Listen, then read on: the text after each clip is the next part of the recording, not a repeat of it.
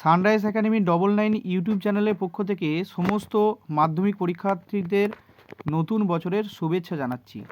তোমরা যারা নতুন বছর 2026-এর ফেব্রুয়ারি মাসে মাধ্যমিক পরীক্ষা দেবে, তাদের ইতিহাস বিষয়ের যে অধ্যায়ভিত্তিক 2 নম্বর এবং 4 নম্বর ও 8 নম্বরের গুরুত্বপূর্ণ প্রশ্নগুলো রয়েছে, যেগুলো তোমাদের ফাইনাল পরীক্ষার জন্য খুবই গুরুত্বপূর্ণ, সেই সমস্ত গুরুত্বপূর্ণ নির্বাচিত প্রশ্নগুলো আমরা তোমাদের যে বিভিন্ন টেস্ট পেপার, পর্ষদের টেস্ট পেপার, এবিটি এর টেস্ট পেপার এবং তোমাদের যে টার্গেট ও রায়মার্টিনের প্রশ্নবিচিত্রা রয়েছে, সেই সমস্তগুলোকে আমরা ভালো করে পড়ে সেগুলোকে বিশ্লেষণ করে সেগুলো থেকে যেগুলো গুরুত্বপূর্ণ প্রশ্ন তোমাদের পরীক্ষায় আসার খুবই সম্ভাবনা রয়েছে, সেই অধ্যায়ভিত্তিক নির্বাচিত প্রশ্নগুলো আমরা আমাদের এই সানরাইজ একাডেমি 99 ইউটিউব চ্যানেলের মাধ্যমে আমরা তোমাদের সুবিধার্থে তুলে ধরছি।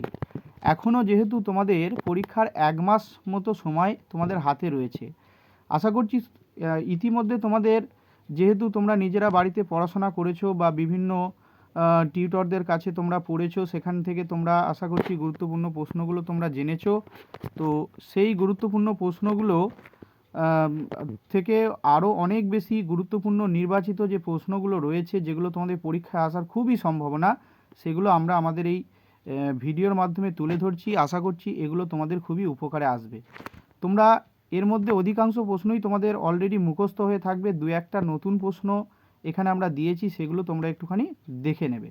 দেখো, আমরা অধ্যায়ভিত্তিক প্রশ্নগুলো একটু করে বলে দিচ্ছি, তোমরা ভিডিওটাকে স্কিপ করে করে তোমরা প্রশ্নগুলো খাতায় লিখে নিতে পারো, তাহলে তোমাদের পরীক্ষায় খুবই উপকারে আসবে। দেখো, প্রথম অধ্যায় থেকে আমরা 10টা মতো 2 নম্বরের প্রশ্ন দিয়েছি। তার মধ্যে আছে নতুন সামাজিক ইতিহাস, আছে ইতিহাস চর্চায় আঞ্চলিক ইতিহাস গুরুত্বপূর্ণ কেন, ইতিহাস চর্চায় পরিবেশ ইতিহাসের গুরুত্ব লেখো, ইতিহাসের উপাদান রূপে সংবাদপত্র ও সাময়িকপত্রের গুরুত্ব লেখো, ব্রিটিশ সরকার কেন সোমপ্রকাশ সাময়িকপত্রে প্রকাশ বন্ধ করে দিয়েছিল, ব্রাহ্মিকা পদ্ধতি কী, প্রথম ভারতীয় চলচ্চিত্র কোনটি, এটি কার পরিচালনায় কবে মুক্তি পায়, প্রথম বাংলা চলচ্চিত্র কোনটি, এটি কার পরিচালনায় কবে মুক্তি পায়, ইন্টারনেটের সুবিধা অসুবিধা। তোমাদের গতবারের যে পরীক্ষা হয়েছিল 2025 সালে, সেখানে তোমাদের প্রথম অধ্যায় থেকে একটি 4 নম্বরের প্রশ্ন পড়েছিল, তাই এবছর তোমাদের এই প্রথম অধ্যায় থেকে 4 নম্বরের প্রশ্ন আসার সম্ভাবনা খুবই কম। তবুও 2-1টা প্রশ্ন যেগুলো তোমরা পরীক্ষার আগে একটু দেখে যেতে পারো, সেই সুবিধার্থে আমরা গুটিকতক প্রশ্ন এখানে দিয়েছি। 4টে প্রশ্ন রয়েছে, তার মধ্যে প্রথম প্রশ্ন রয়েছে নতুন সামাজিক ইতিহাস চর্চার বৈশিষ্ট্যগুলো আলোচনা করো, নারী ইতিহাস চর্চার গুরুত্ব বা নারী ইতিহাস চর্চার ধারা সম্পর্কে সংক্ষেপে আলোচনা করো।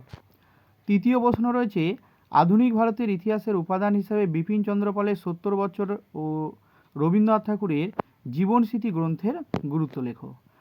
আর চতুর্থ প্রশ্ন রয়েছে বা শেষ প্রশ্ন প্রথম অধ্যায় থেকে ইতিহাসের উপাদান হিসেবে সরকারি নথিপত্রের গুরুত্ব আলোচনা করো। এরপর দ্বিতীয় অধ্যায় থেকে যে 2 নম্বরের প্রশ্নগুলো রয়েছে, দ্বিতীয় অধ্যায় থেকে আমরা 2 নম্বরের প্রশ্ন 12টা মতো 2 নম্বরের প্রশ্ন দিয়েছি। তার মধ্যে রয়েছে বামাবোধিনী সভার উদ্দেশ্য, হিন্দু পত্রিকার পত্রিকার উদ্দেশ্য, সমাজ সংস্কারে নব্যবঙ্গ গোষ্ঠীর অবদান, কে কী উদ্দেশ্যে ফোর্ট উইলিয়াম কলেজ প্রতিষ্ঠা করেছিলেন, মেকলে মিনিটস ও উডের ডেসপ্যাচের কি এদের সুপারিশগুলো আলোচনা করো, কে কী উদ্দেশ্যে স্ত্রী শিক্ষা বিধায়নী সম্মেলনী প্রতিষ্ঠা করে, কে কী উদ্দেশ্যে বেদান্ত কলেজ প্রতিষ্ঠা করেছিল, নব্য বেদান্তবাদ কি, ভারতীয় ব্রাহ্ম সমাজ বা ভারতবর্ষীয় ব্রাহ্ম সমাজ কেন বিভক্ত হয়েছিল, নববিধান ব্রাহ্ম সমাজ কি, 3 আইন কি, শিক্ষাক্ষেত্রে 1813 খ্রিস্টাব্দে সনদের গুরুত্ব লেখো, মধুসূদন গুপ্ত ও হাজী মোহাম্মদ মহসিন স্মরণীয় কেন। আর দ্বিতীয় অধ্যায় থেকে 4 নম্বরের যে প্রশ্ন রয়েছে, খুবই গুরুত্বপূর্ণ প্রশ্নগুলো আমরা দিয়েছি।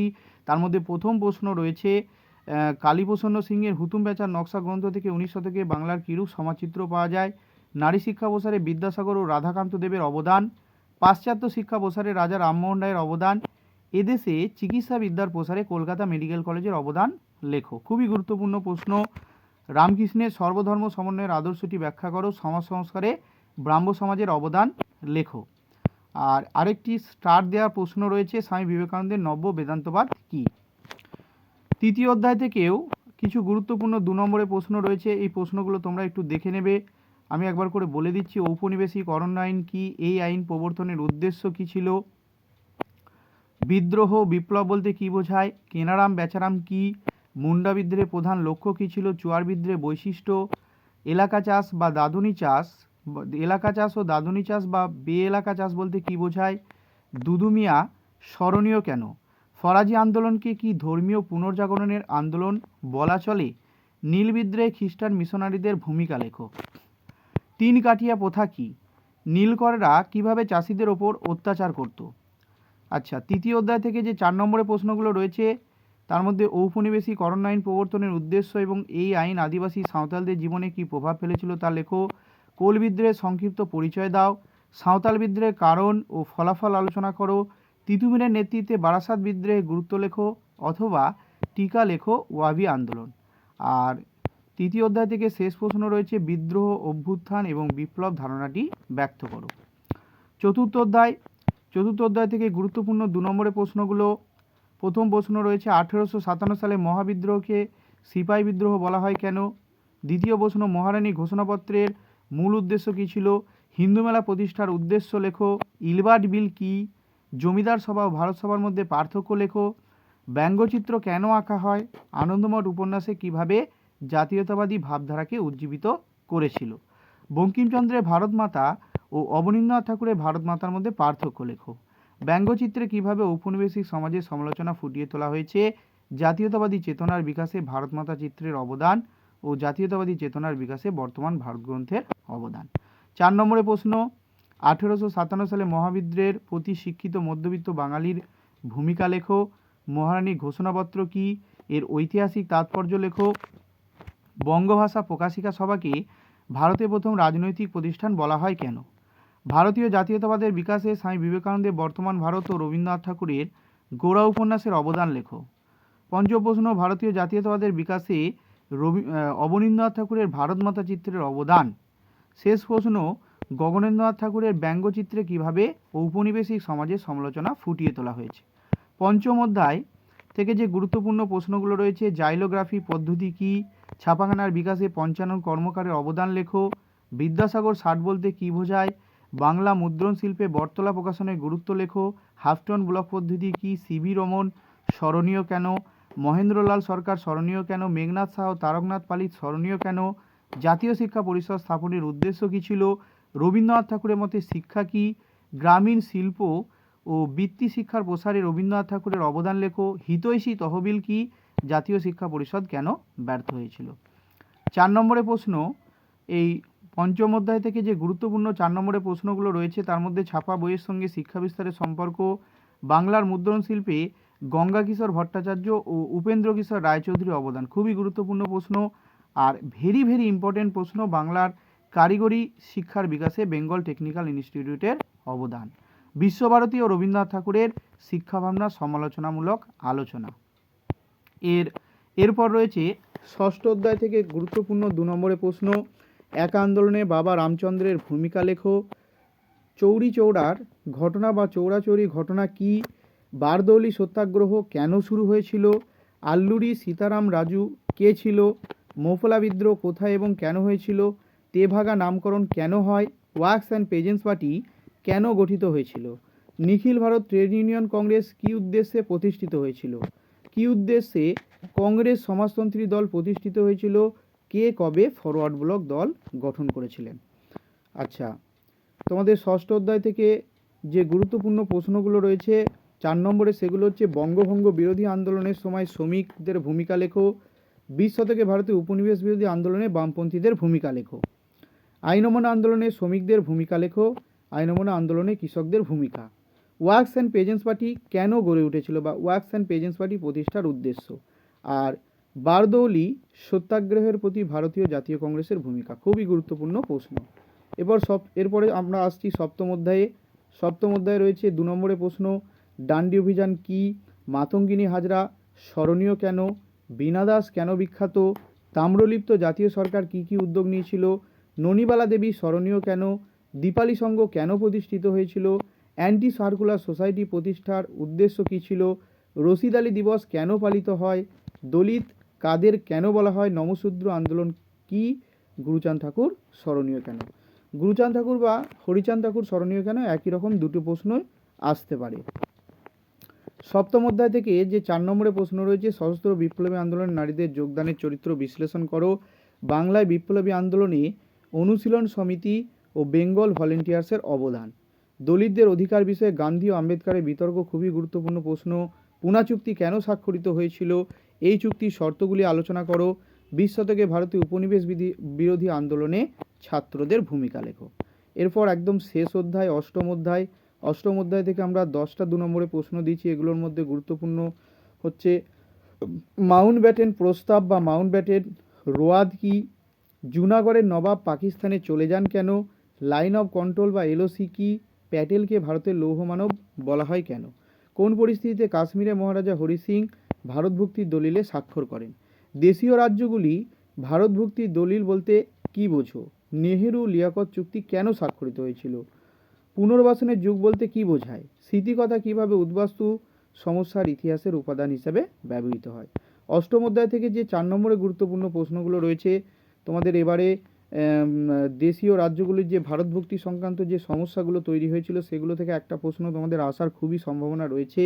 যেমন দেশভাগজনিত উদ্বাস্তু সমস্যার সমাধানে ভারত সরকার কি কি উদ্যোগ গ্রহণ করেছিল, কাশ্মীর সমস্যা, জুনাগড় সমস্যা বা দেশীয় রাজ্য হায়দ্রাবাদ ও জুনাগড় কীভাবে ভারতের সঙ্গে অন্তর্ভুক্ত হয়েছিল, ভারতীয় ভূখণ্ডে অবস্থিত ফরাসি ও পর্তুগিজ উপনিবেশগুলো কীভাবে ভারতীয় ইউনিয়নের সঙ্গে যুক্ত হয়েছিল তা আলোচনা করো।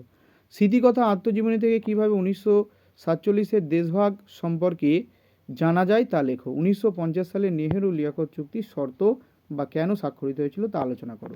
এবার তোমাদের সবচেয়ে যে গুরুত্বপূর্ণ বিষয়, তোমাদের বিভিন্ন অধ্যায় থেকে তোমরা জানো মোট তোমাদের পরীক্ষায় 3টে 8 নম্বরের প্রশ্ন আসে, তার মধ্যে যে কোনো একটা 8 নম্বরের প্রশ্নের উত্তর তোমাদের পরীক্ষায় লিখতে হয়।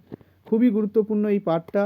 এই অংশটা থেকে তোমাদের যে অধ্যায়ভিত্তিক বিভিন্ন গুরুত্বপূর্ণ প্রশ্নগুলো রয়েছে সেগুলোকে আমরা একটু স্টার দিয়ে ভিডিওর মাধ্যমে আমরা তুলে ধরছি, তোমরা এগুলো একটু দেখে নেবে। আশা করছি তোমাদের যে ফাইনাল পরীক্ষা তোমাদের সেখানে খুবই উপকারে আসবে। এর মধ্যে থেকেই তোমরা পরীক্ষায় কমন পেয়ে যাবে। দেখো, দ্বিতীয় অধ্যায় থেকে 2 নম্বরের প্রশ্ন রয়েছে শিক্ষাক্ষেত্রে প্রাচ্যবাদী ও পাশ্চাত্যবাদী দ্বন্দ্ব কি উচ্চশিক্ষার বিকাশে কলকাতা বিশ্ববিদ্যালয়ের অবদান লেখো। 19 শতকে বাংলার নবজাগরণ বলতে কী বোঝায়, চরিত্র প্রকৃতি বিশ্লেষণ করো। বিদ্যাসাগরের নেতৃত্বে বিধবা বিবাহ আন্দোলনের সংক্ষিপ্ত বিবরণ দাও। বিদ্যাসাগর কতটা সাফল্য অর্জন করেছিলেন। 19 শতকের প্রথমার্ধে সতীদাহ প্রথা বিরোধী প্রচেষ্টাগুলির পরিচয় দেওয়া রামমোহন কীভাবে এই আন্দোলনকে সাফল্যমণ্ডিত করেছিলেন তা আলোচনা করো। তোমাদের দ্বিতীয় অধ্যায় খুবই গুরুত্বপূর্ণ, কারণ দ্বিতীয় অধ্যায় থেকে একটা 2 নম্বরের প্রশ্ন আসার সম্ভাবনা রয়েছে। তোমাদের গতবারই তৃতীয় অধ্যায় থেকে একটি 2 নম্বরের প্রশ্ন চলে এসেছিল, তাই তৃতীয় অধ্যায় থেকেও আমরা কিছু 8 নম্বরের প্রশ্ন দিয়ে দিয়েছি। তার মধ্যে রয়েছে নীল বিদ্রোহের কারণ ও গুরুত্ব আলোচনা করো, ঔপনিবেশিক অরণ্য আইন প্রবর্তনের উদ্দেশ্য কি, এই আইন বা এই আন্দোলন আদিবাসী সাঁওতালদের জীবনে কি প্রভাব ফেলেছিল। আর খুবই গুরুত্বপূর্ণ প্রশ্ন তোমাদের চতুর্থ অধ্যায় থেকে 1857 সালে মহাবিদ্রোহের চরিত্র প্রকৃতি আলোচনা করো। আর এর সঙ্গে তোমরা এই প্রশ্নটা একটু দেখে নেবে, সেটা হচ্ছে যে 1857 সালে মহাবিদ্রোহকে ভারতের প্রথম স্বাধীনতার যুদ্ধ বলা হয় কেন, বা দেশের স্বাধীনতা আন্দোলন বা স্বাধীনতা যুদ্ধ বলা হয় কেন, এই প্রশ্নটা কিন্তু তোমরা একটু দেখে নেবে।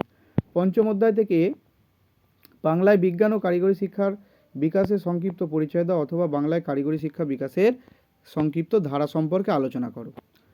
দ্বিতীয় প্রশ্ন, পঞ্চম অধ্যায় থেকে প্রকৃতি মানুষ ও শিক্ষা সমন্বয়ে রবীন্দ্রনাথ ঠাকুরের শিক্ষা চিন্তার পরিচয় দেওয়া, খুবই গুরুত্বপূর্ণ প্রশ্ন, অথবা রবীন্দ্রনাথ ঠাকুরের শিক্ষা চিন্তা ও শান্তিনিকেতন ভাবনার পরিচয় দাও। বিংশ শতকে ভারতীয় উপনিবেশ বিরোধী আন্দোলনে বামপন্থীদের ভূমিকা আলোচনা করো, ষষ্ঠ অধ্যায় থেকে। এই প্রশ্নটা খুবই গুরুত্বপূর্ণ। সপ্তম অধ্যায় থেকে বঙ্গভঙ্গ বিরোধী আন্দোলনে নারী সমাজ কিভাবে অংশগ্রহণ করেছিল, তাদের আন্দোলনের সীমাবদ্ধতাগুলি কী ছিল। আর সপ্তম অধ্যায়েরই শেষ প্রশ্ন রয়েছে বাংলায় নবশুদ্ধ আন্দোলনের সংক্ষিপ্ত পরিচয় দাও। এই যে গুরুত্বপূর্ণ প্রশ্নগুলো আমরা তুলে ধরেছি, আশা করছি এই প্রশ্নগুলো তোমাদের যে ফাইনাল পরীক্ষা রয়েছে সেই ফাইনাল পরীক্ষার জন্য খুবই গুরুত্বপূর্ণ। তোমরা এখনও যারা বড় প্রশ্ন ভালো করে তৈরি করনি বা বড় প্রশ্ন কি মুখস্থ করবে সেই নিয়ে চিন্তায় আছো, তাদের আশা করছি এই ভিডিওটা খুবই উপকারে আসবে। আর তোমাদের সকলের কাছে একটা অনুরোধ রইল, আমরা এইভাবে আমাদের এই সানরাইজ একাডেমি 99 ইউটিউব চ্যানেলের মাধ্যমে আগামীতে তোমাদের বিভিন্ন অন্যান্য যে বিষয়গুলো রয়েছে সেই অন্যান্য বিষয়েরও গুরুত্বপূর্ণ প্রশ্নগুলো আমরা তুলে ধরবো। আশা করছি তোমাদের খুব উপকারে আসবে। আর তোমাদের কাছে একটা অনুরোধ, ভিডিওটা ভালো লাগলে চ্যানেলটাকে একটু সাবস্ক্রাইব করে দেবে। ধন্যবাদ।